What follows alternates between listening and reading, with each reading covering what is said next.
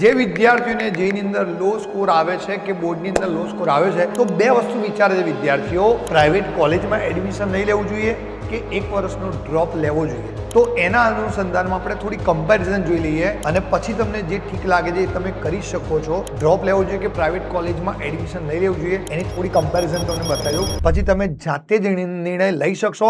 પરંતુ એકવાર ચેટની અંદર થઈ જાય મયુરના 24 ઘંટે ચોકન્ના, મયુરના 24 ઘંટે ચોકન્ના થઈ જાય પછી આપણે સ્ટ્રેટેજી જોઈ લઈએ.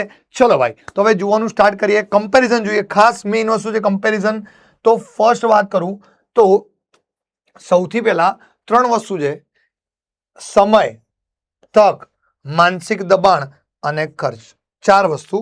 આમ તો ખર્ચ તો ગણતરીમાં ના લે તો બી ચાલે, બટ એ પણ જોડે જોડે લઈએ. સમય, તક, માનસિક દબાણ અને ખર્ચ કેટલો થઈ શકે છે તો એના ઉપર ડિપેન્ડ કરે છે કે ડ્રોપ લેવો જોઈએ.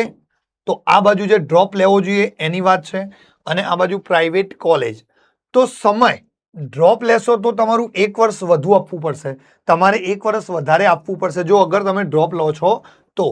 જ્યારે તમે પ્રાઇવેટ કોલેજની અંદર એડમિશન લેશો તો 4 વર્ષમાં ડિગ્રી પૂર્ણ થઈ જશે. એટલે અહીંયા તમે ડ્રોપ લેશો તો એક વર્ષ બીજું આવશે, અને કદાચ પછી કોલેજમાં એન્જિનિયરિંગમાં જશો તો તમારે બીજા 4 વર્ષ, 5 વર્ષનો સમય થઈ જાય. જ્યારે તમે પ્રાઇવેટ કોલેજમાં એડમિશન લઈ લો તો 4 વર્ષમાં ખતમ થઈ જાય. તક, તો તક જો તમે કદાચ ડ્રોપ લેશો તો આઈઆઈટી નીટમાં જવાની બીજી તક તમારી માટે થઈ શકે એમ છે. પરંતુ અહીંયા જેવી કોલેજ તેવું પ્લેસમેન્ટ મળી શકે છે. બરોબર. જો તમે ડ્રોપ લો છો તો તમે આઈઆઈટી નીટ, એનઆઈટીમાં જવાની તમને તક મળી શકે છે. જ્યારે અહીંયા તમને પ્રાઇવેટ કોલેજમાં જેવી કોલેજ જે કોલેજ હશે એવું તમને પ્લેસમેન્ટ મળી શકે એમ છે. તો ભાઈ, જો તમે ડ્રોપ લેવાનું વિચારો છો તો લક્ષ્ય જેઈ ગુજરાતી 2027 બેચ મળી રહી છે તો જરૂરથી જોડાવાનું ભૂલશો નહીં. બરોબર છે. એની અંદર બધા જ ફંડ આપણે ક્લિયર કરવાના છીએ. યસ. તો આ છે. ત્યારબાદ માનસિક દબાણની વાત કરીએ તો માનસિક દબાણ ખૂબ વધારે હશે. ક્યાં આગળ? જો તમે ડ્રોપ લેશો તો માનસિક દબાણ ખૂબ વધારે હશે ભણવાનું અને રિઝલ્ટનું. એટલે ભણવાનું બી માનસિક દબાણ હશે અને રિઝલ્ટ આવવાનું પણ માનસિક દબાણ હશે. જ્યારે પ્રાઇવેટ કોલેજમાં એડમિશન લઈ લો તો માનસિક દબાણ ઓછું થઈ જશે, કોલેજ લાઈફ એન્જોય કરી શકાશે. એટલે આ સ્કોપ પણ છે. જો પ્રાઇવેટ કોલેજમાં તમે એડમિશન લઈ લો છો તો તમારું માનસિક દબાણ ઓછું થઈ જશે અને કોલેજ લાઈફ તમે એન્જોય પણ કરી શકશો. અને લાસ્ટમાં ખર્ચની વાત કરીએ તો ફક્ત કોચિંગ અને રહેવાનો ખર્ચ થશે આની અંદર. ડ્રોપ લેશો તો ફક્ત કોચિંગ અને રહેવાનો ખર્ચ. તો ભાઈ, જો તમે ઓનલાઈન બેચ આપણી લઈ લેશો લક્ષ્યજી ગુજરાતી 2027 બેચ, તો તમારો ખર્ચ પણ એકદમ નોમિનલ દેવાનો છે અને રહેવાનો ખર્ચ પણ નથી દેવાનો. ઘરે રહીને તમે ભણી શકવાનો. ફક્ત મોબાઈલનું રિચાર્જ કરવાનો ખર્ચો થશે. એ બહુ જ નોમિનલ છે ભાઈ. તો ડ્રોપ લેવો તો લઈ શકાય, એક ચાન્સ લઈ શકાય. બરોબર છે. લક્ષ્ય જે ગુજરાતી 2027 ઓનલાઈન બેચ લઈ લો તો તમને ફાયદો થઈ શકે આની અંદર. હા, પરંતુ 4 વર્ષની મોટી ફી જો તમે પ્રાઇવેટ કોલેજમાં લેશો તો 4 વર્ષની મોટી ફીસ તમારે આપવાનું થશે. જો સ્કોલરશિપ ન હોય તો, સ્કોલરશિપ લગભગ ઘણી બધી પ્રાઇવેટ કોલેજમાં સ્કોલરશિપ નથી હોતી, તો 4 વર્ષની મોટી ફીસ તમારે આપવાનું થશે. તો બની શકે કદાચ એકાદ વર્ષનો ડ્રોપ લો તો તમને એનો પણ ફાયદો થઈ શકે છે ખર્ચાની અંદર. ઓકે. જો તમે બેચ લઈ લેશો તો ફક્ત કોચિંગ અને રહેવાનું પણ ઘરે છે. કોચિંગનો ખર્ચો બી બહુ નોમિનલ છે ઓનલાઈન બેચમાં. ઓકે. અને બસ ફક્ત ઇન્ટરનેટનો ખર્ચો થશે. ત્યારબાદ આગળ વધીએ ભાઈ. ત્યારબાદ બીજા પોઈન્ટ ઉપર વાત કરીએ તો બીજો પોઈન્ટ શું છે તમે બતાવું જરા અમને. ક્યારે ડ્રોપ લેવો જોઈએ, તમારે ક્યારે ડ્રોપ લેવો જોઈએ એની વાત કરું. જો તમને વિશ્વાસ છે કે તમે આ વર્ષ કરતાં 50 થી 60% વધુ મહેનત કરી શકશો, નેક્સ્ટ યરમાં તમે 50 થી 60% વધુ મહેનત કરી શકો છો એવો તમને ટ્રસ્ટ છે તો તમે ડ્રોપ લેજો, અધરવાઇઝ ના લેતા. ત્યારબાદ તમારો સિલેબસ, યસ, તમારો સિલેબસ પૂરો હતો પણ પ્રેક્ટિસ ઓછી હતી. એટલે તમને જે પણ આખા વર્ષ દરમિયાનના કન્સેપ્ટ બધા ક્લિયર હતા પણ તમારી પ્રેક્ટિસ ઓછી હતી એવું હોય તો તમે ડ્રોપ લેજો, એના વગર ના લેતા. તેમજ કોઈ મોટી બીમારી કે મુશ્કેલીને કારણે આ વખતે તમારું પેપર ખરાબ ગયું છે તો લઈ શકાય. તેમજ તમારા કન્સિસ્ટન્સી રોજ 8 થી 10 કલાક ભણવાની ક્ષમતા હોય. બરોબર. તમે કન્સિસ્ટન્સ 8 થી 10 કલાક જો ભણી શકો છો ડેલી તો જ તમે ડ્રોપ લેજો, નહીતર ના લેતા ભાઈ. યસ. સ્ટ્રેટેજી, સ્ટ્રેટેજી બી આપી દો તમને કે ભૂલો સુધારવાની. પહેલું, ભૂલો સુધારો, એની સ્ટ્રેટેજી. જો તમે ડ્રોપ લેશો તો પછી એની સ્ટ્રેટેજી બી બનાવો. એમાં પહેલું ભૂલો સુધારો, જૂના પેપર્સ જુઓ અને શોધો કે ક્યાં ટોપિક કાચા છે. એટલે તમે જે પેપર્સ આપ્યા છે આ વર્ષે એમાં તમે કયા ટોપિકમાં કાચા હતા એ જોઈ લો અને એને સુધારો. ત્યારબાદ મોક ટેસ્ટ નવેમ્બરથી જ ટેસ્ટ આપવાનું શરૂ કરો.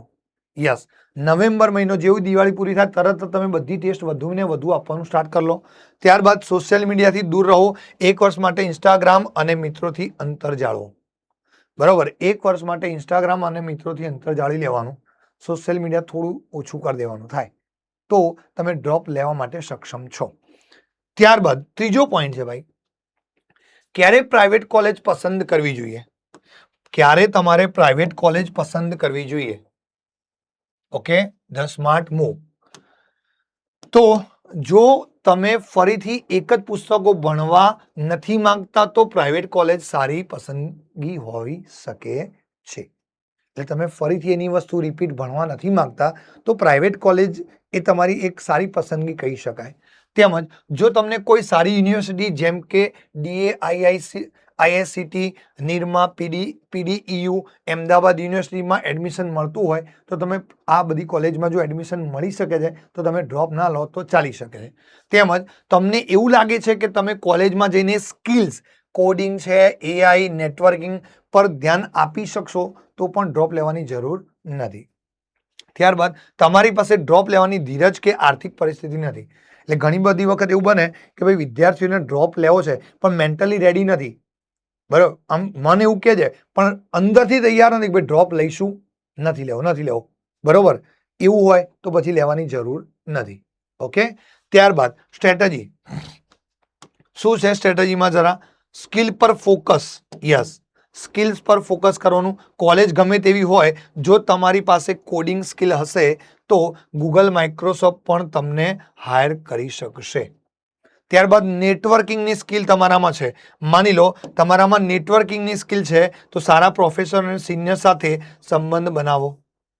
યસ, તમારા નેટવર્કિંગની સ્કિલ છે તમારી અંદર તો સારા પ્રોફેસરો અને તમારા સિનિયર જે સારા છે એમની જોડે એક સારો સંબંધ બનાવી શકો છો. ઓફ કેમ્પસ પ્લેસમેન્ટ, માત્ર કોલેજના ભરોસે ન રહો. બહારની દુનિયામાં કોઈ ટેકનોલોજી ચાલે છે તો તે પણ શીખી શકો છો. અને ફાઇનલી ચોથું સ્ટેપ છે, શું કરવું જોઈએ.